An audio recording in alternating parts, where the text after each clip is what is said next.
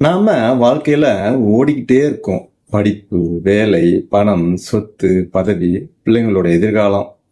இப்படி ஓடிக்கிட்டே இருக்கும்போது ஒரு முக்கியமான விஷயத்த மறந்துடுறோம். நாம் எதுக்காக வாழ்றோம்?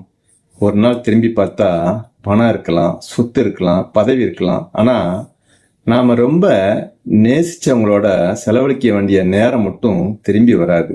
அதனால் குழந்தைங்க சின்னதாக இருக்கும்போது அவங்களோட நேரம் செலவிடுங்க. அவங்க வளர்ந்த பிறகு அப்போ நிறைய நேரம் இருந்தது, அப்போது ஏன் அவங்கள்ட்ட இருக்கலை அப்படின்னு வருத்தப்பட வேண்டியதில்லை. பெற்றவங்க அருகில் இருக்கும்போது அவங்க கிட்ட பேசுங்க. நண்பர்கள் இருக்கும்போது அவங்கள நேரில் போய் சந்திச்சுக்கோங்க. உறவுகள் இருக்கும்போது அவங்கள பாதுகாத்துக்கங்க. உறவு என்பது தேவையான நேரத்தில் பயன்படுத்தும் பொருள். அது தினமும் பயன்படுத்த வேண்டிய செடி. மேலும் ஒரு விஷயம், எல்லாவற்றையும் கட்டுப்படுத்தணும் அப்படிங்கிற ஆசையை விட்டுடுங்க. சில விஷயங்கள் நம்ம கையில இல்லை. சில மனிதர்கள் நம் விருப்பப்படி நடக்க மாட்டாங்க. சில நிகழ்வுகள் நம் திட்டப்படி நடக்காது. அதை ஏற்றுக்கொள்ள கற்றுக்கொண்டால் மனதில் இருக்கும் பாதி பாரம் குறைஞ்சிரும். வாழ்க்கையில் வெற்றி பெறுவது மட்டும் முக்கியம் இல்லை, வாழ்க்கையை ரசித்து கொண்டே வெற்றி பெறுவதுதான் முக்கியம்.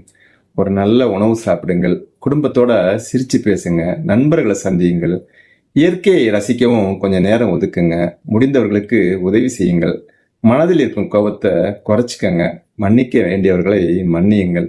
மன்னிப்பு என்பது அவர்களுக்கானது மட்டும் அல்ல, நம் மன அமைதிக்காகும். இறுதியில் நாம் எடுத்துட்டு போறது பணம் இல்லை, பதவி இல்லை, சொத்து இல்லை, நாம் வாழ்ந்த வாழ்க்கையின் நினைவுகள் தான்.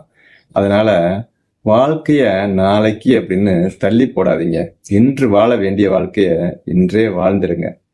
ஏன்னா கடல் எவ்வளவு பெரியதா இருந்தாலும் ஒவ்வொரு அலையும் கரையை தொட்டுட்டு தான் போகுது. அது மாதிரி வாழ்க்கை எவ்வளவு நீண்டதா தோன்றினாலும் ஒரு நாள் அதன் பயணம் முடிஞ்சிடும்.